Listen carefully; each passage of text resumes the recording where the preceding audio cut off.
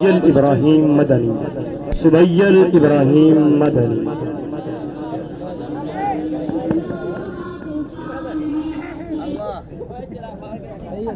السلام علیکم ورحمۃ اللہ وبرکاتہ۔ الحمد للہ وحدہ نصر عبدہ وہزم الاحزاب وحدہ والصلاة والسلام على من لا نبی بعدہ اما بعد فاعوذ باللہ من الشیطان الرجیم بسم اللہ الرحمن الرحیم الذین ان مکناہم فی الارض اقاموا الصلاة وآتوا الزکاة وامروا بالمعروف ونہوا عن المنکر۔ آزادی کا ہے ہر معمار زخمی زخمی، میری مٹی کا ہے وقار زخمی زخمی۔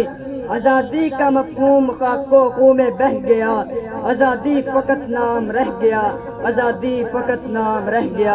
محتشم و مکرم سامعین کرام و منصفین اعظام، ذرا دیکھ تو رکیے، تخیلات کی وادیوں میں جا کر تصور تو کیجئے، یہ کٹے ہوئے لاشیں، یہ پھٹے ہوئے بدن، یہ کچلے ہوئے سر، یہ تلواروں کی زد میں کٹ گرنے والی ماؤں کی چھاتیاں، یہ نیزوں کی نوکوں پہ جھولتی ننھی اور معصوم جانیں، یہ خون سے لتھڑے ہوئے کپڑے، یہ اپنی عصمتوں کو بچاتی، یہ اپنی عصمتوں کو بچاتی دریا اور کنووں میں کودتی مائیں اور بہنیں، یہ بچی ہوئی لاشیں، یہ سہمے ہوئے قافلے، یہ خون کے بہتے دریا۔ یہ کیا تھا چشمے فلک کو یہ اشوب چشم منظر دیکھنے کو ملا تو کیوں؟ یہ کیا تھا، یہ کس لیے تھا، مدعا کیا تھا، ماجرا کیا تھا؟ مجھے معلوم ہے یہ جزوِ حرف لا الہ کیا تھا۔ یہ ساری کاوشیں تھی دین و ایمان کی خاطر، ہزاروں تکلیفیں تھی اس پاکستان کی خاطر۔ ہاں ہاں، علماء نے قربانیاں دی، اکابرین نے اپنی جانوں کو جوخوں میں ڈالا، قائدین نے ابتلاء و ازمائش کی پرخار وادیوں کو طے کیا، کس لیے کہ میں آزاد ہو جاؤں، شریعت کے دود و قیود میں رہتے ہوئے میرے سر سے پاؤں تک سارا بدن آزاد ہو۔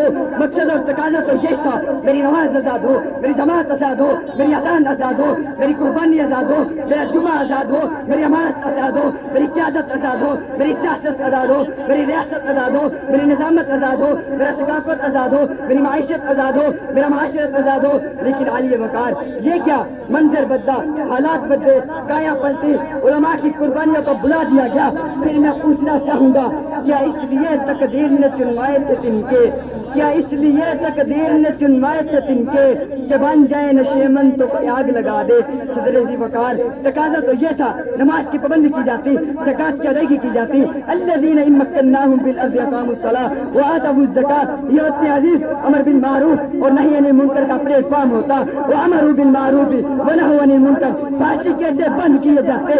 ان الذین یحبون ان تشیع الفاحشۃ فی الذین آمنوا لہم عذاب علیم، زنا کی حد مقرر ہوتی، فاجلدوا کل واحد منہما مئۃ جلدہ، امن کا دورہ ہوتا، توحید کا پیغام پاکستان، توحید کا پیغام دنیا کے کونے کونے تک پہنچایا جاتا۔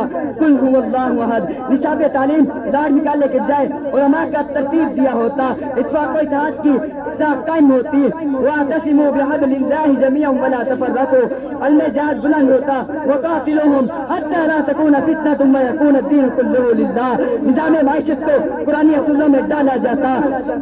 وأحل اللہ البیع وحرم الربا، فلسطینوں کشمیروں کو ظلم کے دلدل سے نکالا جاتا، ان کے درد کو اپنا درد سمجھا جاتا۔ من کان فی حاجت اخیہ کان اللہ فی حاجتہ، آقا کی ناموس کی حفاظت کی جاتی، ختم نبوت کے ڈاکوؤں کا کلہ کما کیا جاتا۔ ما آتاکم الرسول فخذوہ وما نہاکم عنہ فانتہوا کی عملی تصویر بنا جاتا، مغربی تہذیب کا توق گلے سے اتارا جاتا۔ اپنی ہی مٹی پہ چلنے کا سلیقہ سیکھو، سنگ مرمر پہ چلو گے تو پھسل جاؤ گے۔ صدر ذی وقار آج ہمیں آزادی کے تقاضوں کو یاد رکھنا ہوگا، نظریہ پاکستان کو پھر سے دہرانا ہوگا، پاکستان کے مقصد کو دل میں بٹھانا ہوگا، پاکستان کے نعروں کی گونج میں چھپی شہداء کی پکاروں اور بچوں کی چیخوں کی لاج رکھنا ہوگی، اور اگیال کو بتانا ہوگا ہم کل بھی زندہ تھے، ہم آج بھی زندہ ہیں، ہم ایک زندہ قوم ہے۔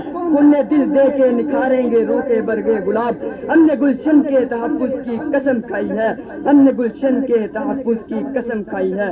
وآخر دعوانا ان الحمد للہ رب العالمین۔